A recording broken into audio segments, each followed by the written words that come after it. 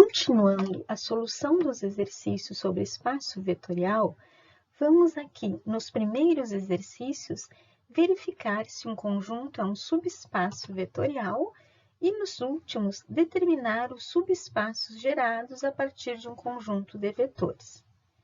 Neste exercício, vamos verificar se S, um subconjunto do espaço vetorial R2, com as operações usuais de adição e multiplicação por escalar desse espaço, é um subespaço vetorial. Para mostrar que S é um subespaço vetorial, devemos mostrar que as operações estão bem definidas, ou seja, se somarmos dois elementos desse conjunto S, U e V, e se multiplicarmos um elemento por um escalar, esses resultados geram elementos que também pertencem a esse conjunto S. Então, para realizarmos essas duas operações, o primeiro passo é escrevermos dois elementos U e V desse conjunto S. Para isso, devemos olhar qual a característica dos elementos. Vemos que S é o conjunto formado por pares ordenados x e y, onde y é o dobro da abscissa x. Assim, se tomarmos x1 para a abscissa de U, y será duas vezes o x1. Escolhendo agora x2 para a abscissa do segundo elemento V, então ele terá coordenadas x2 e duas vezes x2.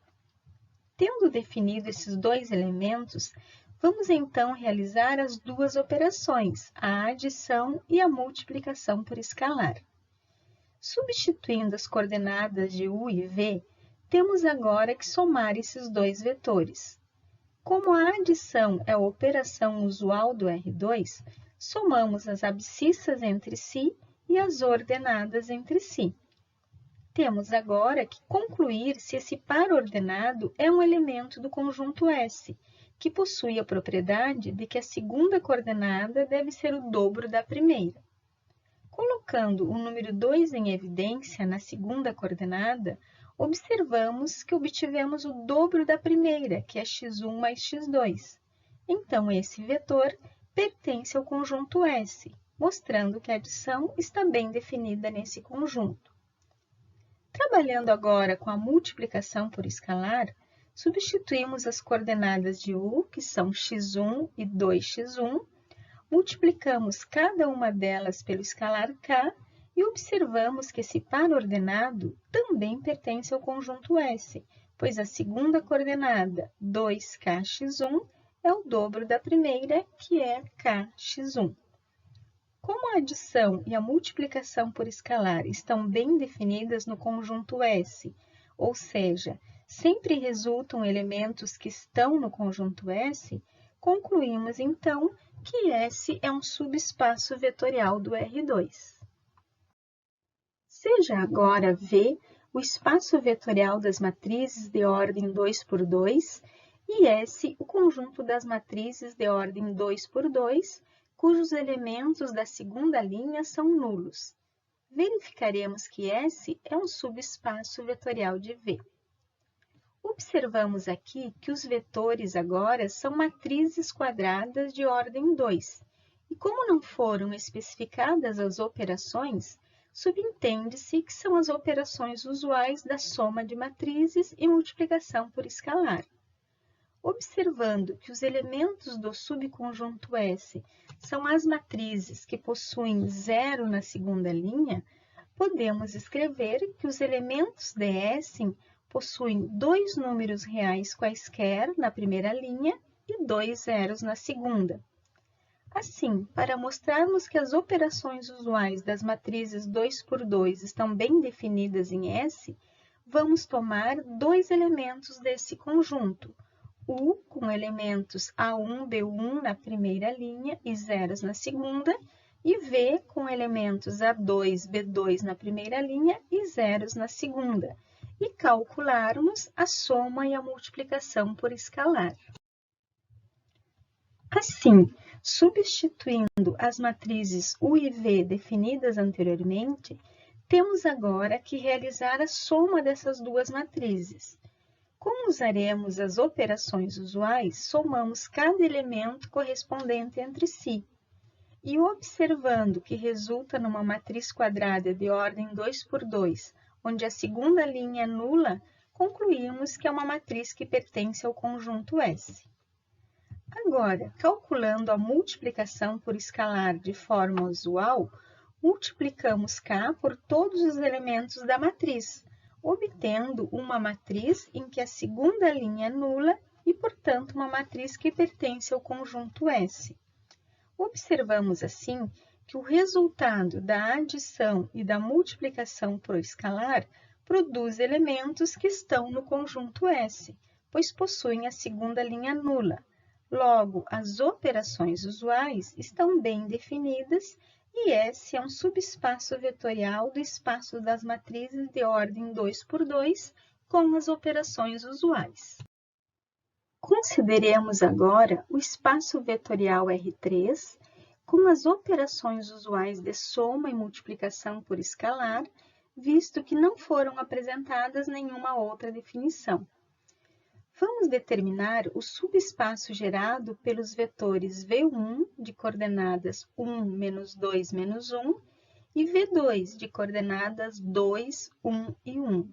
Ou seja, vamos determinar a forma dos pontos do espaço que são resultado da combinação linear desses dois vetores. Assim, escrevemos um ponto x, y, z como combinação linear deles, multiplicando o vetor V1 por um escalar A e o vetor V2 por um escalar B. Substituindo as coordenadas de V1 e V2, resolvemos primeiro a multiplicação por escalar, multiplicando A por todas as coordenadas de V1 e B pelas coordenadas de V2. Realizando a soma, chegamos numa igualdade de vetores. Comparando as coordenadas x, y, z com as coordenadas desse vetor resultante, obtemos o sistema linear de ordem 2 por 3, pois possui duas variáveis a e b e três equações. Resolvendo o sistema, obteremos as condições que os pontos do R3 devem satisfazer para que o sistema tenha solução, ou seja, que torna a combinação linear possível. Resolvendo o sistema por meio das operações elementares, escrevemos a matriz ampliada e, para zerar os elementos da primeira coluna que estão na linha 2 e na linha 3, aplicamos as operações linha 2 mais duas vezes a linha 1 e linha 3 mais linha 1. Sempre que achar necessário, pause o vídeo, realize as operações e confira com o resultado obtido. Agora, para obtermos o pivô da segunda coluna, dividimos toda a linha 2 por 5. No próximo passo, vamos zerar o elemento da terceira linha e segunda coluna, que é o número 3. Assim, tomamos a linha 3 e subtraímos 3 vezes a linha 2. Já obtivemos a forma escada da matriz, podemos assim analisar a solução do sistema.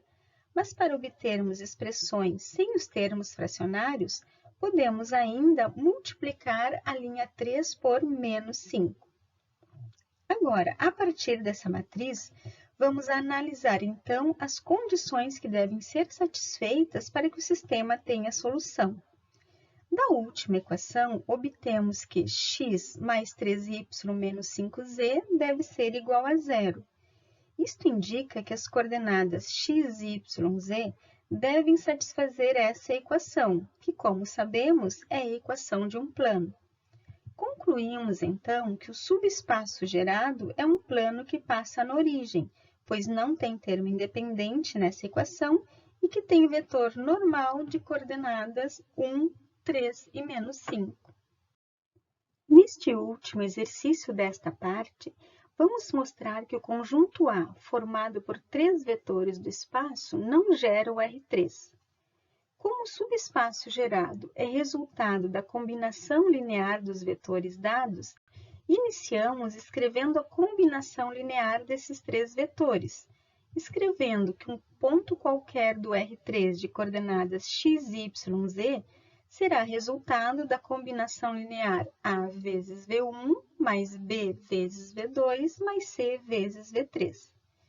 Substituindo as coordenadas dos vetores V1, V2 e V3, que são os vetores do conjunto A, realizamos a multiplicação por escalar e a soma desses três vetores para chegarmos na igualdade de vetores, que resulta no sistema linear de ordem 3 por 3, pois tem três variáveis A, B, C e três equações. Procuraremos agora determinar quais as condições que x, y e z devem satisfazer para que o sistema tenha solução. Partindo da matriz ampliada, tomando a linha 2 e diminuindo da linha 1, e tomando a linha 3 menos duas vezes a linha 1, zeramos os elementos da primeira coluna que estão na segunda e terceira linha. Para chegarmos na forma escada, trocaremos o sinal dos elementos da segunda linha e depois somaremos os elementos da linha 3 com os elementos da linha 2. Chegando na forma escada, observamos que o sistema terá a solução se z menos x menos y é igual a zero, condição presente na terceira linha da matriz obtida. Essa equação nos diz que os pontos de coordenadas x, y, z são aqueles que pertencem a esse plano que passa pela origem e que tem o vetor normal n de coordenadas menos 1 e 1. Logo, não abrange todos os pontos do espaço tridimensional R3. Então, o conjunto A não gera o R3. Com estes exercícios, abordamos o estudo sobre subespaço vetorial e subespaço gerado. Se necessário, revise os procedimentos desenvolvidos para uma melhor compreensão do conteúdo e bom estudo.